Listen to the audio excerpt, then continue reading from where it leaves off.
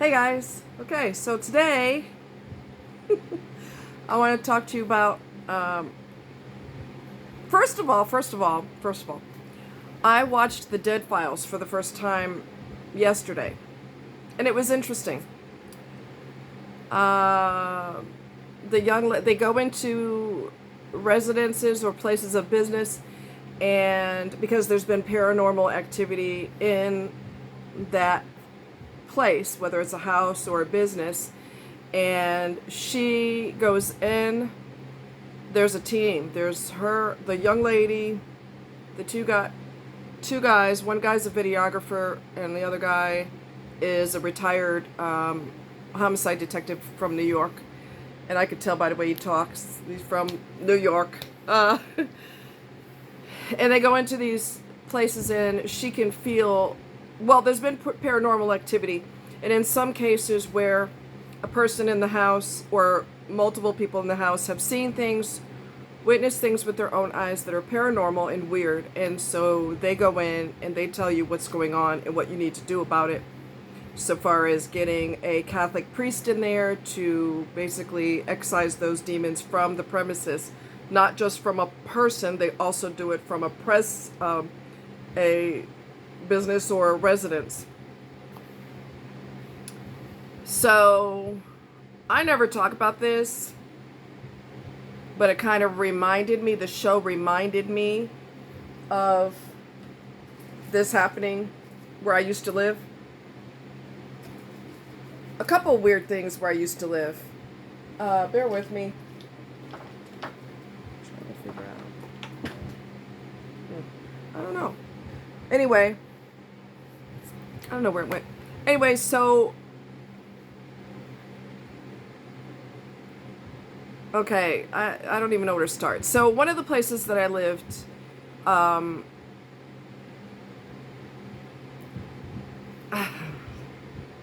this is weird because I never talk about this.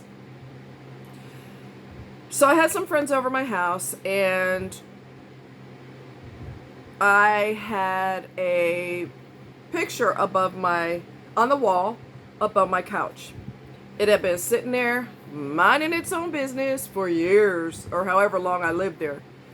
And across the way was our friend, and a guy had died in his apartment, which I hadn't told him at that point. I knew because I was a manager of the apartments, and I knew that somebody died there, but I don't want to tell him because he freaks out about stuff.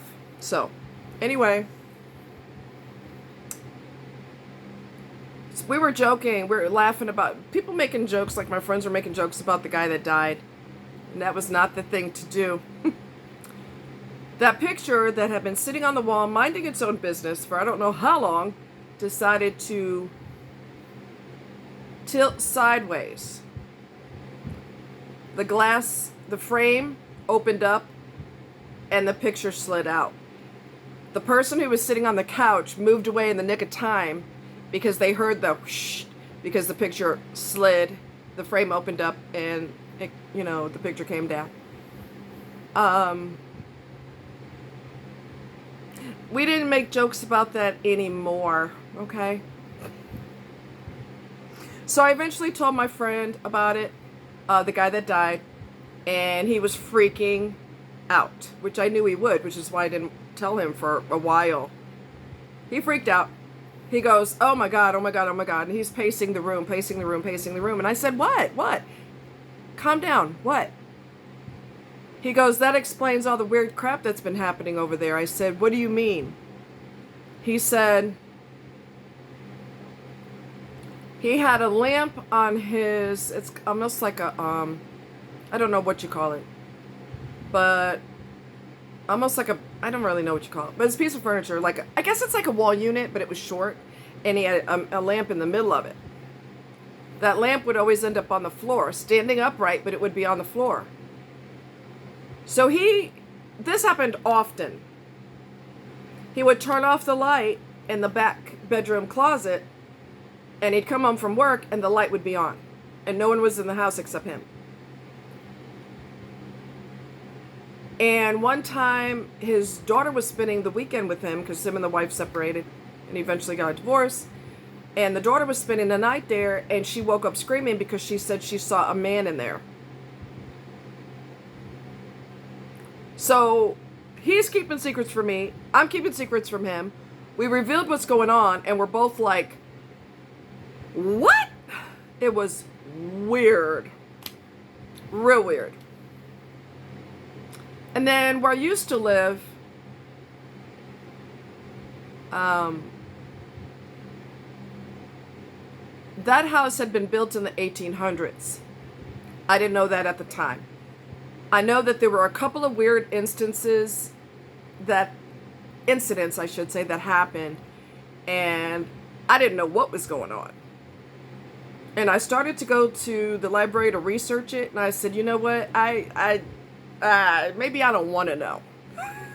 Okay. So I never did go. I never did see whatever happened in that house that caused weirdness, but I felt like it was the presence of a man. The way my house was set up where I used to live, there's upstairs, downstairs, and upstairs were 2 bedrooms, and my guest bedroom, if you were sitting at the desk, playing on the computer, working on the computer, whatever, your back would be to the doorway. And I remember sitting there, and I felt a presence. I felt like something was staring at me, and I remember going, and I turned my head, and I didn't see anything. That happened a couple times where I could feel, it's almost like you could feel prickles on the back of your neck, and I turned around, nothing was there. And then these were kind of isolated incidents, but I remember them well. It clear as a bell. And then another time, a couple times. So there's downstairs and then the stairs to go upstairs, and then the bathroom on one side, and then there's a hallway. And if you're in the bathroom and you go down the hallway, if someone's downstairs and they look up, they could see you, because that's the stairs, right? So a couple times I came out of the shower, nobody's there, so I'm in my birthday suit, okay? And I'm walking past the stairs, and I felt somebody staring at me. And a couple times I backtracked and went like this, because I could feel somebody's downstairs looking at me, but no one's in the house. That happened a couple of times. It didn't scare me, but it just felt weird. So I prayed about it, and I said, God, whatever that is, let it rest in peace, whatever it is, because I don't want to deal with this anymore.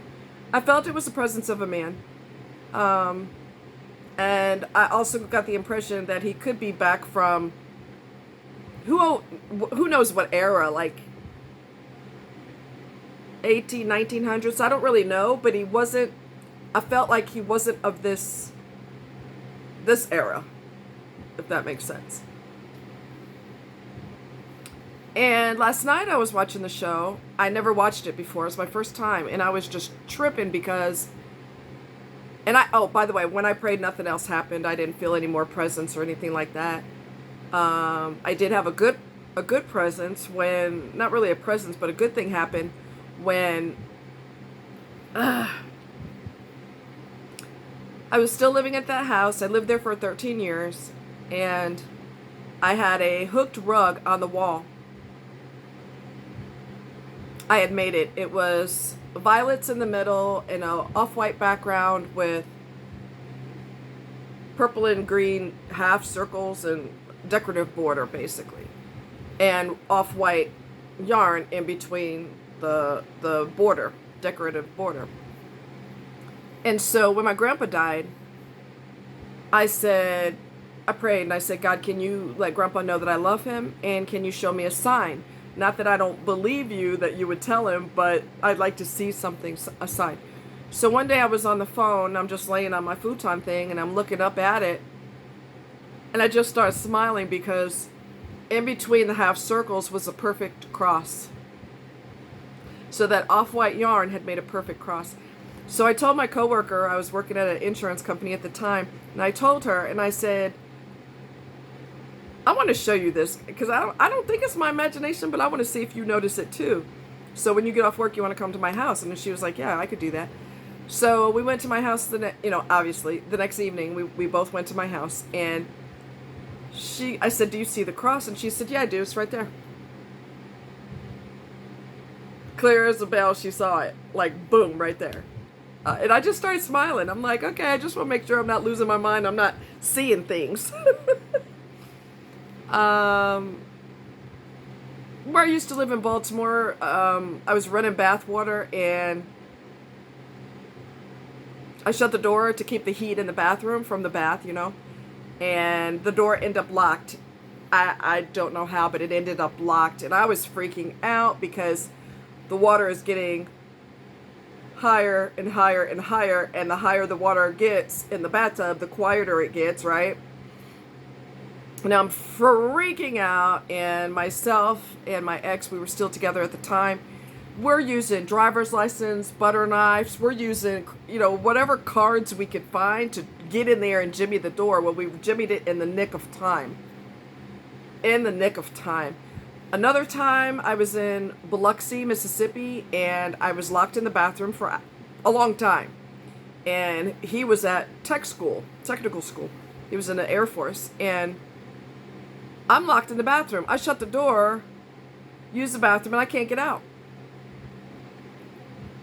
Somehow I was locked in the bathroom. So there's a lot of weird things that have happened that I cannot explain.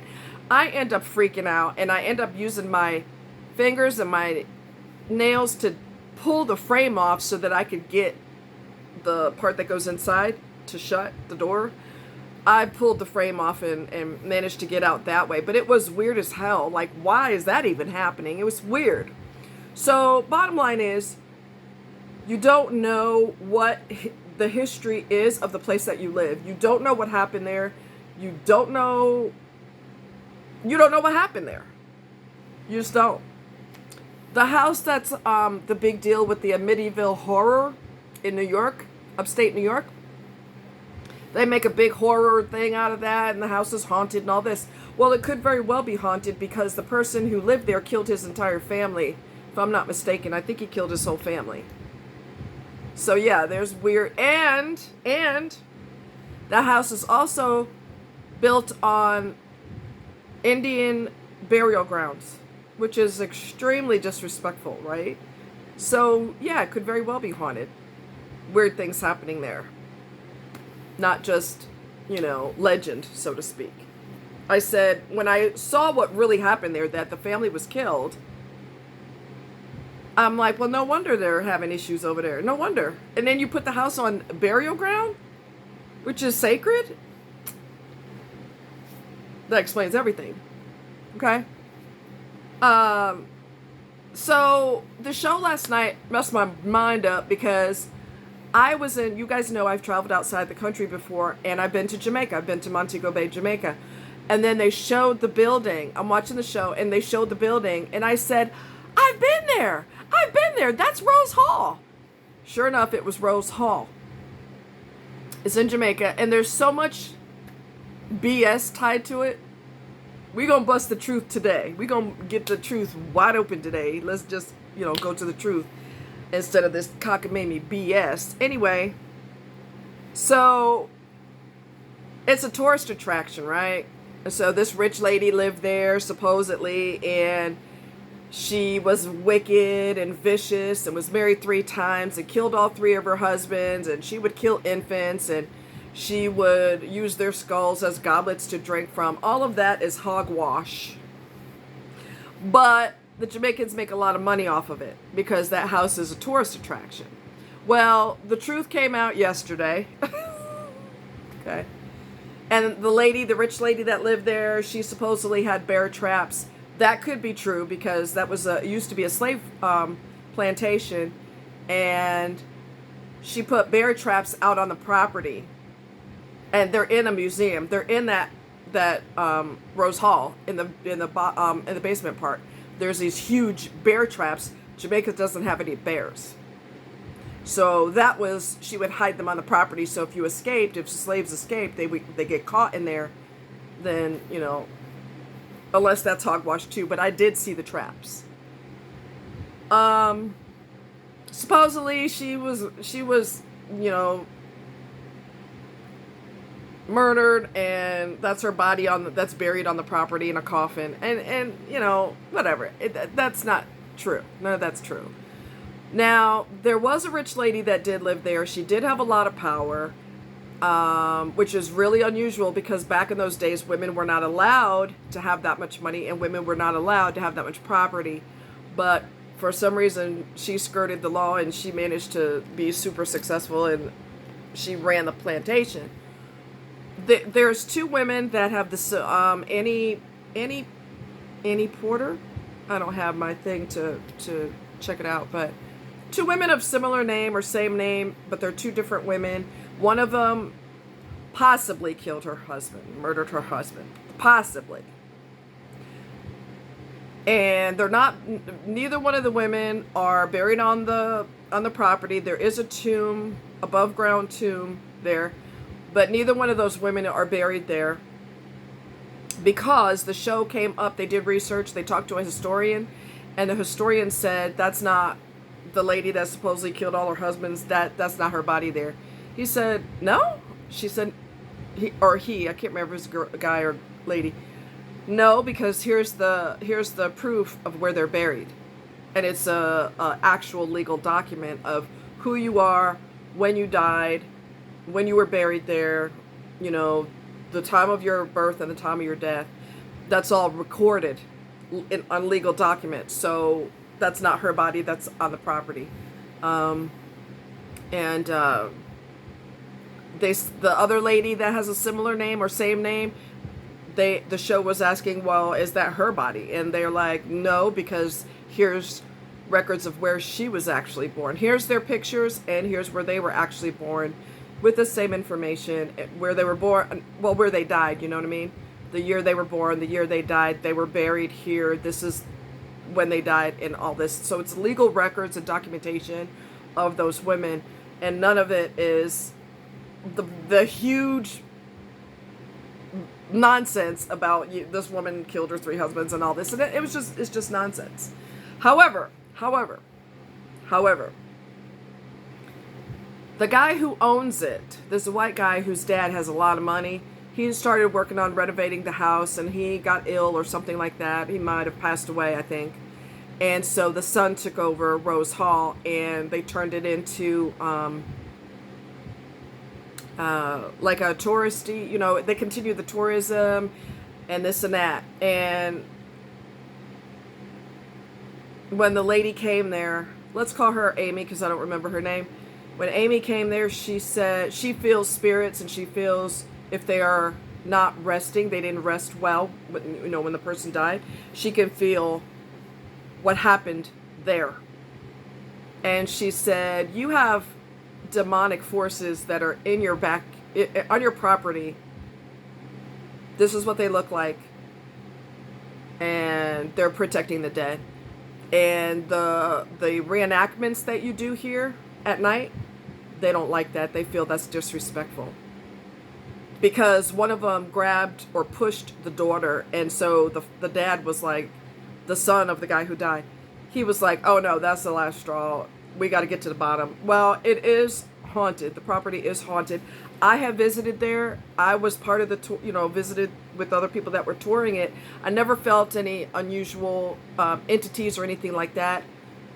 Not once. Maybe it would be different at night. I don't know.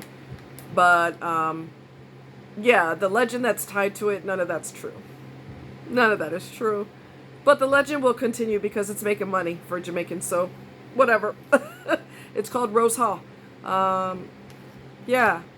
So yeah, you don't have a clue what happened where you currently live or where you used to live. You don't know who died there or anything like that. You just don't know if there's been something vicious that took place. You don't really necessarily know. And there was another facility that was burned down. The show went to it because it's also haunted, and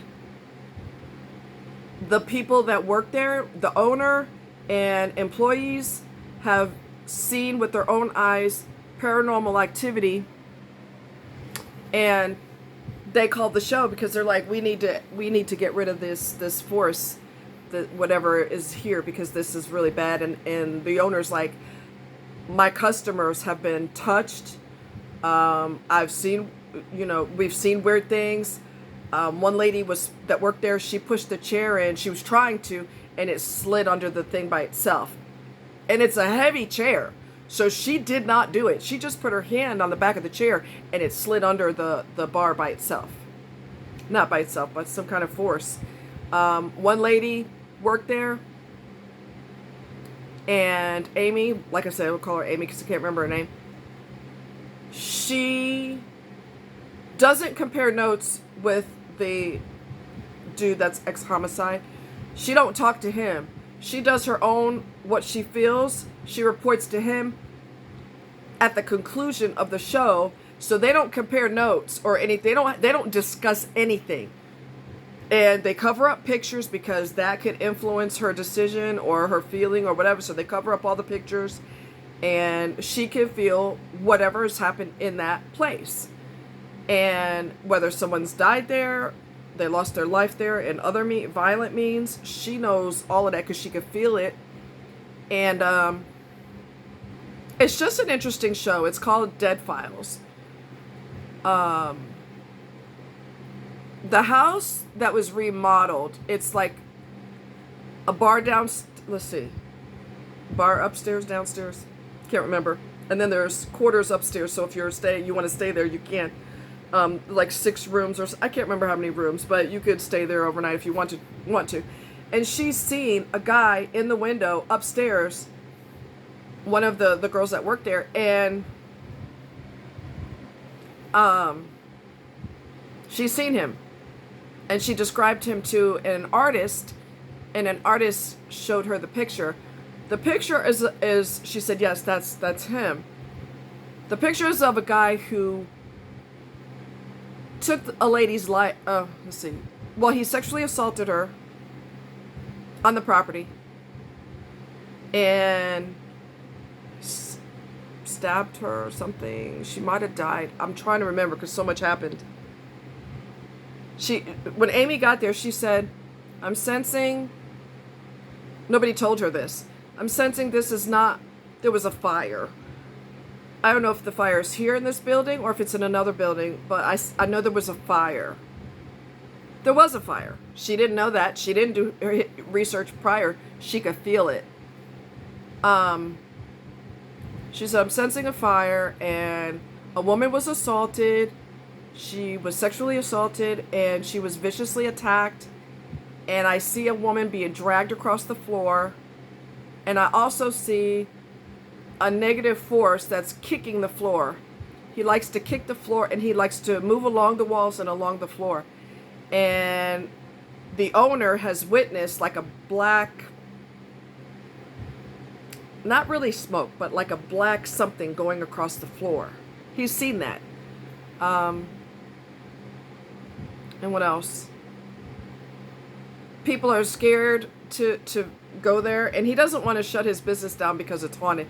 So the purpose of the show is Amy goes in there, she tells you what she feels, and then they compare notes. The other guy does his research with historians and other people, and then they come together and compare notes. And she said, I sense a fire. And he said, it's funny that you say that, there was a fire. This is the renovated building. This isn't the original. And there was a lady that was assaulted, and I think her life was taken. She says, I sense physical pain and a sexual assault. Something really bad happened to this woman. And then the detective, we'll call him Bob.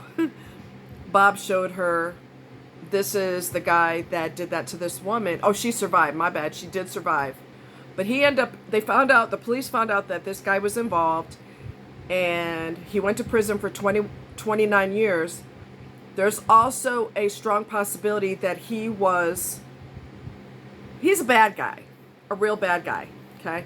He was in for 29 years, and they weren't going to release him. And she came forward and told the cops, I don't remember who actually did that to me. And they found out that she was coerced into memory loss. I think that guy was mafia. The guy that served 29 years in prison, I think he was mafia. Because he had power. And I think that his boys, his homies, mafia, approached her and said, "You don't remember nothing, is that clear?" And they could have easily took her life. So she knows these guys are bad guys. So she's going to go along with that because she don't want to be gotten rid of, if you know what I mean. She don't want to be eliminated. So she just said, "Oh, I don't remember if it was him. I really don't." Sure. So they released him on a pardon after 29 years from prison. The guy that one of the employees seen in the window upstairs, when there were no guests upstairs, he matches the artist's description of what Amy said she saw. Amy, they gave it, let's see. I think Amy saw the guy, or she sensed him. She felt him. And the artist drew the picture and said, "Is that him?" And she said, "Yes, that's him." And Bob showed her the picture of the guy that went to prison who assaulted the woman at that place. And it was the same guy. So, yeah, really bad things happen. People, bad things happen. Spirits don't rest. It's just really weird. And I told my friend, I said, "I bet she never sleeps because she sees things and feels things all the time. I bet she never gets to sleep because her brain would just not know how to turn off." So anyway, the show's called The Dead Files, if you ever want to watch it. Some people have gotten physically hurt behind entities, and I'm going to tell you something else. I talked to a friend of mine. Okay. Let's put the meat and taters on the table. Okay. I was seeing somebody who was, I do believe, under demonic forces. Something was seriously wrong with him. And he would fly into a rage, and the whites of his eyes were very prominent. And it was weird, and it was creepy. And I remember one time I said to him, before I could stop the words from coming out of my mouth, all these words just flew out of my mouth. And I said, "Oh my God, you look like Satan." I did. His whole face changed. And he was a narcissist on top of that. He was also a hoe. He was banging everybody because these people feel entitled to be with whoever they want to be with. It makes no difference if they're engaged, married, girlfriend, boyfriend. It makes no difference. Titles mean zippo to a grandiose narcissist. So I said, "Oh my God, you look like Satan." And I asked my friend a friend of mine knew a pastor. He's a reverend. And I asked him, that's what I mean, reverend. I asked him, I used to be a guardian for his grandson because his grandson relocated here from Indiana. He was hanging with the wrong crowd. They like, "You going with your uncle so he could get you squared away because you going on the wrong path." So I was his guardian. I'm not babysitter, right? Because he's 15, too old to have a babysitter, so to speak. But I was his guardian, and I was his medical power of attorney and all that because his uncle was a pilot with the B-2 bomber, and he was always gone. So I would watch the house, and I would also, take care of his grandson and all that. And I asked him, his real name's Rick. I ain't gonna, make up a name. Rick. I said, "Rick, let me ask you something." I called him one day. I said, "Let me ask you something." He goes, "Okay. Have you ever had to excise demons from people?" He said, "Yes." He didn't hesitate. "Yes. We've had to go to their house and excise demons from them." So anybody who don't think that's real, that's coming from a pastor. If there's good, there's evil. Right? And people have experienced the evil, and it's not cute. And a friend of mine, I found out recently that when he was growing up, they played with a Ouija board. All of his brothers had significant problems. One of them was a criminal. Another one was, he died of AIDS or HIV. He might have died from AIDS. He had either HIV or AIDS when he died. He was banging everything not bolted to the ground. One of them been in and out of jail constantly. The other one had physical problems where it don't matter how many showers he takes, he would still smell bad. Women would be intimate with him anyway. Why? I don't know. I'd be like, dude, you might have to bathe in Lysol or something because that's just not going to work for me. They should have taken him to an endocrinologist to see if he's got something wrong with his hormones or something like that. But he always smelled bad, regardless of taking a shower. They've all had nothing but bad luck, bad luck, bad luck, bad luck, and more bad luck. And I said, y'all were messing with a Ouija board. How long did you have that in your house? He said, oh, we had that for a long time.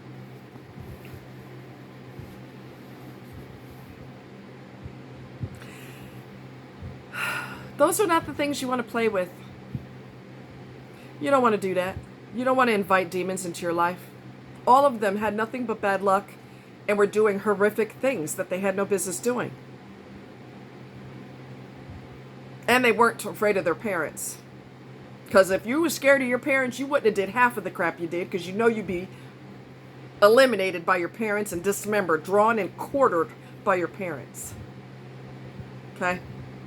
They weren't afraid of their dad or nothing. And then he dated a girl for 20 years and she was banging everything. I mean, when you open the door, she was sleeping with everything not bolted to the ground. They could not leave each other alone. They were addicted to each other. It was just bad all the way around the board, bad.